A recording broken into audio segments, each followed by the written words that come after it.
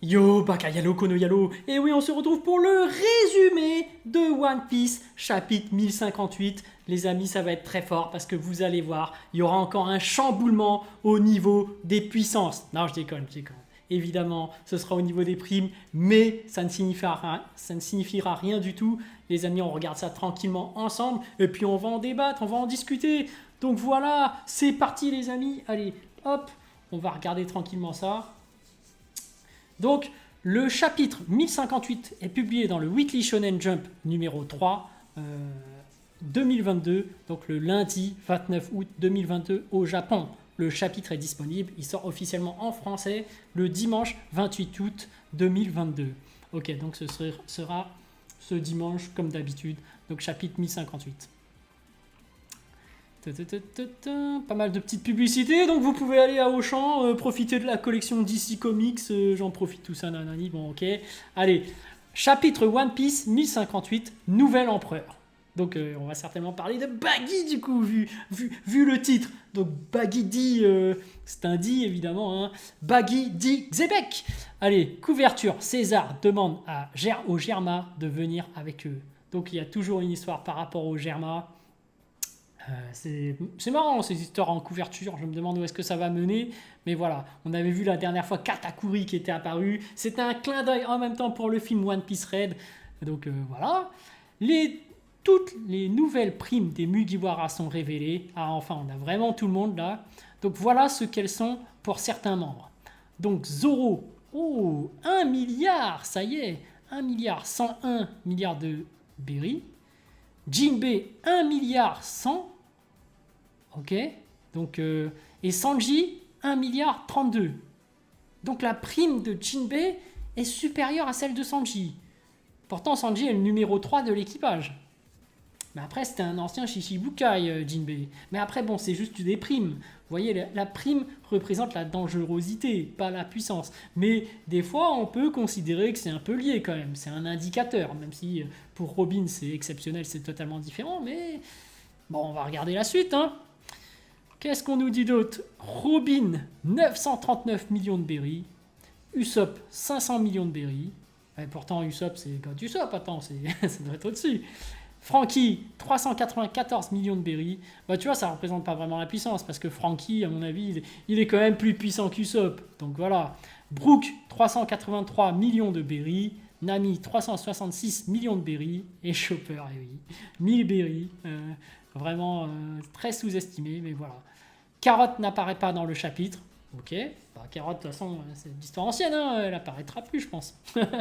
Si elle réapparaîtra bien plus tard, mais ce que je veux dire, elle ne rejoindra pas l'équipage du chapeau de paille. Tout comme Yamato, hein, voilà. Il faut admettre sa défaite, voilà, moi je l'admets, je le reconnais, je me suis trompé. Baggy n'est pas le vrai leader de Cross Guild, il est un nouvel empereur à cause d'une erreur de la marine. Ah, voilà, erreur rectifiée. Cross Guild a été créé par Crocodile et Baggy, et Mihawk a reçu une invitation pour les rejoindre et il a accepté. Donc effectivement, il y a aussi Crocodile. Dans l'affiche annonçant cette nouvelle organisation, le visage de Baggy était au milieu et donc le gouvernement mondial et la marine ont cru qu'il était le chef. Sacré Baggy! Baggy dit Xebec, évidemment. Donc, dans l'affiche annonçant cette nouvelle organisation, le visage de Baggy était au milieu et donc le gouvernement mondial et la marine ont cru qu'il était le chef. Effectivement, Baggy a une énorme dette envers quelqu'un. Ah, carrément? Ok, bah envers Shanks, j'imagine. Enfin, on sait pas qui, mais... L'ancien épithète de Mihawk était Marine Hunter, c'est-à-dire le chasseur de marine. Ok, donc là, Mihawk, c'est vraiment chasseur de primes, chasseur de marine. Ok. D'autres primes sont révélées. Mihawk, 3 milliards 590, oh là là, millions de berry, oh là là, il est super élevé. Baggy, 3 milliards 189 millions. Crocodile, 1 milliard 965 millions. Et à la fin du chapitre, l'armée révolutionnaire reçoit un appel, c'est moi Sabo. Waouh! Il y aura une pause la semaine prochaine. Le chapitre 1059 de One Piece sort le 9 septembre 2022. Mais là, je suis choqué. Vous avez vu la prime de Mihawk? 3,5 milliards. C'est au-dessus Ouais, c'est au-dessus de chaque membre de l'équipage du chapeau de paille. Hein. Même Luffy est en dessous. Donc bon, Baggy, c'est l'empereur, mais c'est un empereur encore plus élevé. Et Crocodile, même Crocodile, hein, il est super haut. En fait, Crocodile supérieur à... Attends. Ouais, Crocodile supérieur à Zoro. Hein. Bon, après, la prime ne signifie pas la puissance, évidemment, c'est la dangerosité. Mais comme quoi, dans cette Cross Guild, ils sont vraiment dangereux pour la marine parce qu'ils sont en train de chasser des marines. On se rappelle qu'ils mettaient des primes sur eux. Donc là, c'est la guerre entre marine et Cross Guild. Donc c'est pour ça que leurs primes sont aussi élevées. Mais quand même, aïe aïe aïe, Mihawk finalement, il y avait pas mal de gens. Après, bon, il y a des pro-Mihawk, il y a des anti-Mihawk. Il y a des gens qui disent que Mihawk, vu sa performance à Marineford, il serait au niveau de Vivivi. Vista, il est temps de remettre sa photo. Vista, il est là. Tchac, tchac, tchac. What luck. What luck, les amis. What luck, il est à combien? J'aimerais bien voir sa prime. Il est certainement à 5 ou 6 milliards, mais bien évidemment, puisqu'il peut rivaliser avec tout le monde, évidemment. Bon, bien évidemment, ce que j'ai à dire à propos de Mihawk, c'est que même si les primes ne correspondent à rien, je pense que son niveau de puissance a été rehaussé sans même qu'on s'en aperçoive. Et en fait, c'est là que je vais sortir un peu mon expérience de Dragon Ball. Oui, là, vous n'allez pas comprendre ce que je vais vous dire. Mais en fait, depuis l'ellipse, on est dans One Piece Super. Oui, on est dans One Piece Super. Pourquoi je dis ça? Parce qu'en réalité, Shanks, l'homme omnipotent, l'homme le plus puissant, en fait, Shanks égale Whis. Et par parallélisme, en fait, Mihawk égale Beerus. C'est-à-dire que dans Battle of God, Beerus, il a dit j'utilisais que 70%. Du coup, tout le monde croit l'avoir rattrapé. Là, vu la performance de Mihawk à Marineford, tout le monde croit l'avoir rattrapé. Mais en fait, non. Boum. Magie du scénario, magie de l'auteur. Il rehausse son niveau sans même qu'on s'en aperçoive. Donc des gens qui disent que Black Freezer égalerait Beerus, non. C'est pareil là. Là, tu penses que Luffy ou Zoro égalerait Mihawk? Non, voilà. Petite prime, 3 milliards et quelques. En fait, oui, c'est comme Beerus. Tu penses que tu as rattrapé Mihawk, mais en fait, tu l'as pas rattrapé. En fait, voilà. Ils l'ont rehaussé sans même que tu t'en aperçoives. Et en fait, il n'a jamais été en mode sérieux. Donc voilà. On est dans One Piece Super. Voilà. Donc là, les gens, ils ont commencé à se faire frapper. Oda, il s'est inspiré de Toto. Voilà, je sens qu'il y aura des gens qui vont se sentir comme des femmes battues bientôt. Parce que là, ils sont encore dans le déni, ils sont là, non, mais depuis le début, c'est cohérent, tout va bien, voilà.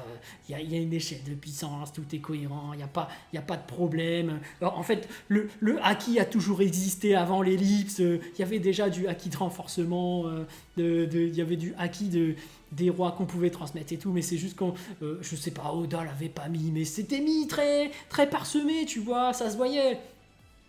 Les amis, faut rappeler que c'est la Shueisha et la Toei Animation qui est derrière. Donc moi je vous dis, on est dans One Piece Super.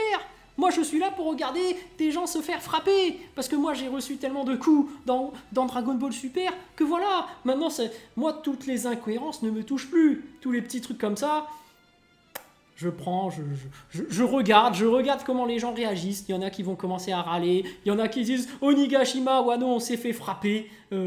Toutes ces intrigues qu'ils ont laissées, finalement il ne répond à rien. Et est-ce qu'un jour il va répondre à tout ça? On commence à se poser des questions. Mais moi je vous le dis, il y a plein de choses auxquelles il ne va pas répondre. Moi, je vous le dis, il n'y aura jamais le combat Zoro contre Mihawk. Je vous dis que ça va finir en troll. Ça va finir en Zoro qui va se perdre. Et du coup, on ne saura jamais si Zoro est plus puissant que Mihawk. Oui, ça c'est du Oda tout craché. Je le sens venir. C'est signé Shueisha. Signé Toei Animation. Je vois la signature venir à 10 km. Et comme je le disais, comme à chaque vidéo, pourquoi cette signature Toei Shueisha? Qu'est-ce que le One Piece finalement? Et là je vais encore signer de leurs mains. Et oui, le One Piece c'est le chapeau de paille. Parce que le chapeau de paille, bien évidemment, c'est le symbole de l'aventure, c'est le symbole du voyage, le rêve de faire le tour du monde. Donc évidemment que le One Piece ce sera le chapeau de paille. Et c'est ce qui va permettre à l'entreprise, la Toei Animation, la Shueisha, d'en vendre à foison.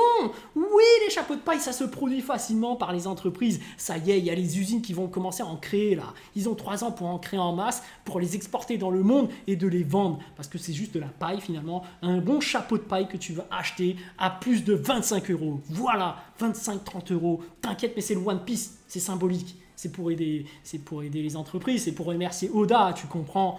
Donc voilà les amis, moi je dis que le chapeau de paille, voilà, ce sera le One Piece, évidemment. Et pour les puissances, ceux qui se demandent les niveaux de puissance, ça y est, moi j'ai compris, on est dans One Piece super. En fait, Shanks est le plus puissant et Mihawk c'est le deuxième plus puissant. En fait, tu pourras jamais les rattraper et on ne saura jamais s'ils sont vraiment battables, s'il y a des gens qui peuvent les rattraper, parce qu'au final, on ne les verra jamais se battre sérieusement. C'est ça One Piece. Et voilà. Voilà, sur ce, je vous laisse sur ma petite interprétation.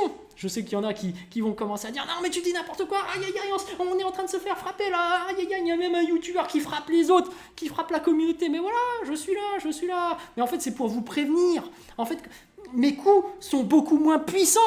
C'est pour vous préparer, pour endurcir votre corps quand le vrai coup d'Oda va arriver. Parce que là, il est en train de vous les mettre, mais vous le sentez pas, vous êtes dans le déni. Moi, je vous mets des coups là, pour que vous vous préparez physiquement. Parce que là, vous savez pas, mais vous allez vous faire fouetter. Vous allez vous faire frapper. Moi, je vous le dis. Il y a des gens qui s'attendent à un One Piece de ouf, à des intrigues qui se résolvent et qui disent « Oh là là, quel génie, il a répondu à toutes les questions, Oda !» Bah non les amis, vous allez voir. C'est exactement comme dans Dragon Ball Super. Il y a plein de trucs qui sortent de nulle part. Il y a plein de pétards mouillés de partout.